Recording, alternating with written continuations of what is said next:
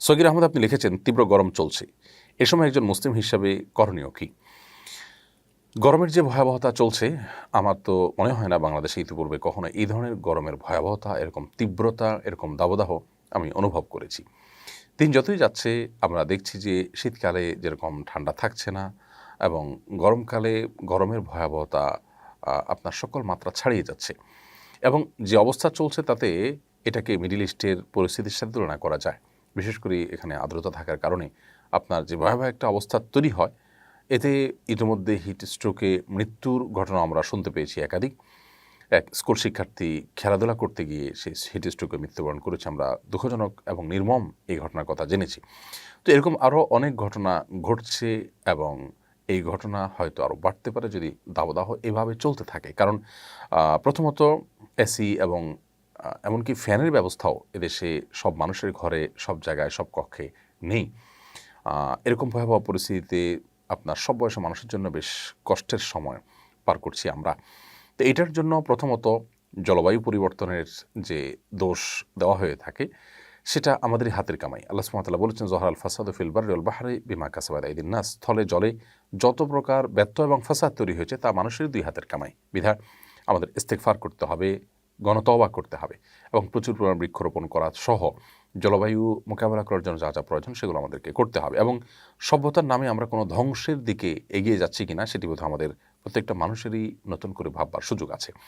সেই সাথে গরমের ভয়াবহতা একজন ঈমানদারের মনে চলে আসবে যে জাহান্নামের ভয়াবহতা কত বেশি হতে পারে। আমরা জানি নবী করিম সাল্লাল্লাহু আলাইহি ওয়াসাল্লাম বলেছেন, কিয়ামতের দিন মাথার খুব কাছাকাছি সূর্য অবস্থান করবে, খুবই কাছাকাছি। এবং মাথার খুব কাছাকাছি সূর্য অবস্থান করার কারণে মানুষ মারা যাওয়ার কথা, কিন্তু মারা যাবে না, যেহেতু সেখানে কোনো মৃত্যু হবে না, এবং গরমের প্রচণ্ডতায়, তীব্রতায় পুড়ে ছাইও হবে না। কিন্তু মানুষ গরমের কারণে ঘর্মাক্ত হয়ে সে ঘামে হাবুডুবু খেতে থাকবে। এমনকি সেই ঘাম কারোর টাকনো পর্যন্ত, কারোর হাঁটু পর্যন্ত, তার পাপের মাত্রা অনুসারে সেখানে সে হাবুডুবু খেতে থাকবে। আল্লাহ তাআলার প্রিয় কিছু বান্দাকে আরশের নিচে ছায়া দিবেন, সেই তরুণদেরকে ছায়া দিবেন যারা তাদের তারুণ্যকে আল্লাহর ইবাদতে কাটিয়েছেন এবং হেফাজত করেছেন অনাচার থেকে, পাপাচার থেকে, জিনা, ব্যভিচার থেকে, হারাম রিলেশন থেকে। এরকম আরও বিভিন্ন শ্রেণীর মানুষের কথা হাদিসে বর্ণিত হয়েছে।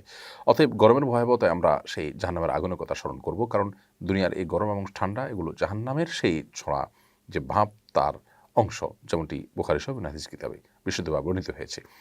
নবী করিম সাল্লাল্লাহু আলাইহি ওয়াসাল্লামকে আল্লাহ তাআলা বলেছেন, কুল নারু জাহান্নাম আশাদ্দু হাররা। বলে দিন হে রাসূল, যে তোমরা যে গরম অনুভব করছো, এই গরমের চাইতে জাহান্নামের আগুন অনেক বেশি ভয়াবহ এবং অনেক আপনার চরম পর্যায়ের সেটি।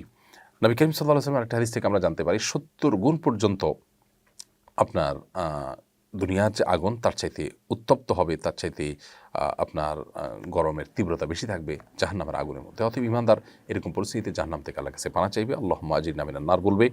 আল্লাহ যদি এই হয় দুনিয়ার গরম, তাহলে আখিরাতের জাহান্নামের গরমের ভয়াবহতা কত বেশি হবে। আল্লাহ আমাদেরকে সেখান থেকে আপনি পানাহ দান করুন। এই দোয়া আমাদের করতে থাকতে হবে। সেই সাথে গরমের সময় পশু পাখি মানুষ যে কষ্ট মধ্যে আছে, সেখানে মানুষকে সুপেয় পানি পান করানো, ঠান্ডা পানি পান করানো, পশু পাখির জন্য একটু পানির ব্যবস্থা করা, এটি গুরুত্বপূর্ণ ইবাদত। নবী সাল্লাল্লাহু আলাইহি ওয়াসাল্লামকে জিজ্ঞাসা করা হয়েছে সবচেয়ে উত্তম সাদাকা, যে সাদাকা আল্লাহ সবচেয়ে বেশি অবহিত হন, সেটি কোনটি? তখন বলা হয়েছে, তিনি বলেছেন আলমা, পানি। এজন্য পানি পান করানো যেতে পারে গরমের এই সময়টাতে, এবং সেই সাথে ছায়াদার বৃক্ষ ইত্যাদি রোপণ করা গরমের তীব্রতা কমার জন্য। এটি যদি আমরা করে যেতে পারি, সেটি সাদকায়ে জারিয়ার ভূমিকা রাখবে ইনশাআল্লাহ তাআলা।